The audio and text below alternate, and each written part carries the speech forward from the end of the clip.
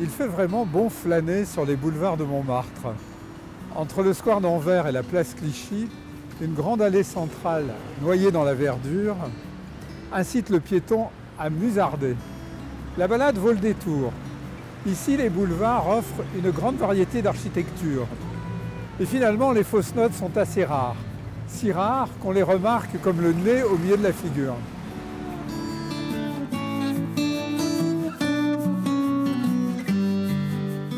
Au carrefour de la rue des Martyrs et du boulevard Rochechouart, les 7 étages d'un immeuble moderne sortent brutalement du gabarit des boulevards.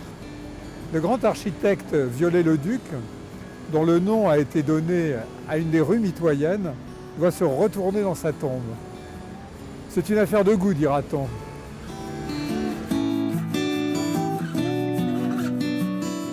Plus surprenant, sur une des façades de cet immeuble sans charme, une fresque récemment peinte représente un cirque.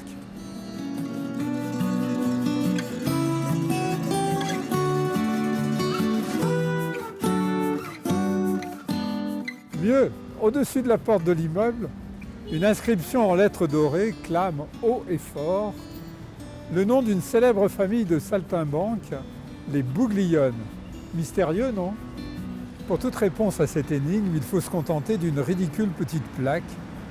Elle énumère des noms et des dates, comme sur une pierre tombale, mais pas un seul mot sur leur histoire et sur l'histoire de leur cirque. À vrai dire, qu'on ait dressé un chapiteau au coin de la rue des Martyrs et du boulevard n'est pas totalement incongru. Ne sommes-nous pas dans un des hauts lieux du divertissement ? À quelques pas de l'immeuble Bouglione, dans le haut de la rue des Martyrs, on peut apercevoir 3 des plus célèbres cabarets parisiens. Le Divan du Monde, Madame Arthur et Chez Michou. Ici, les boulevards égrènent toute une série de temples du spectacle. La Cigale, le Trianon Palace et l'Élysée Montmartre. Et puis beaucoup plus haut, les Trois Baudets, les Deux Ânes et le célèbre Moulin Rouge. La tradition du spectacle au bas de la butte Montmartre remonte à la fin du XVIIIe siècle.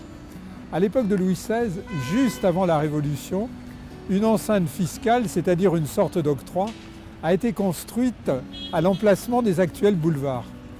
Du coup, les Parisiens, pour ne pas payer de taxes sur le vin, ont pris l'habitude de venir le consommer directement sur la butte, c'est-à-dire sur le lieu de production.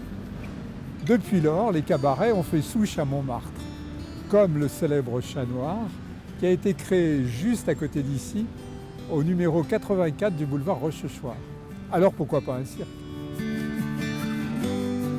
En quelques clics sur Internet, on retrouve la trace du fameux cirque.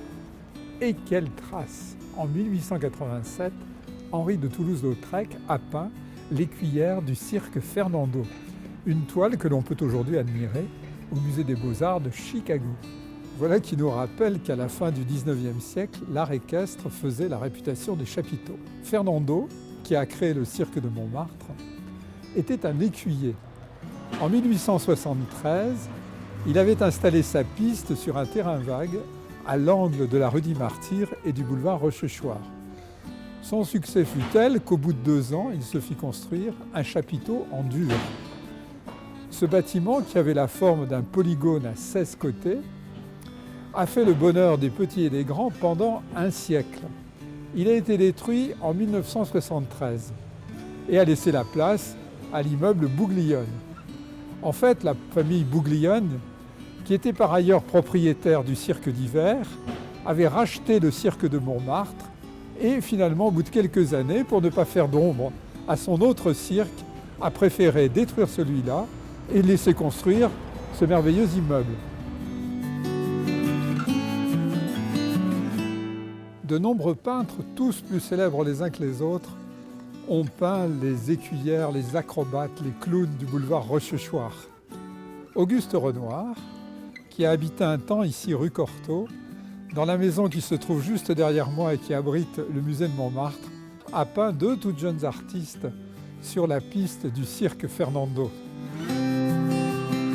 Edgar Degas, qui habitait boulevard Rochechouart, a peint une célèbre acrobate de son époque, Miss Lala, que l'on peut admirer à Londres à la National Gallery. Le peintre pointilliste Georges Seurat a fait le portrait d'une écuyère que l'on peut voir au musée d'Orsay à Paris. Quelques années plus tard, au début du XXe siècle, Pablo Picasso s'installe ici dans les ateliers du bateau Lavoir. En fait, pour des raisons de loyer, pour des raisons d'espace, de nombreux artistes ont posé leur chevalet dans les ateliers de Montmartre.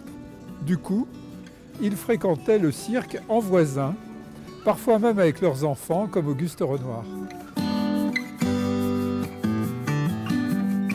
Quand on se souvient de ce passé glorieux qui a laissé des traces dans les plus grands musées du monde, la fresque de l'immeuble Bouglione paraît bien dérisoire.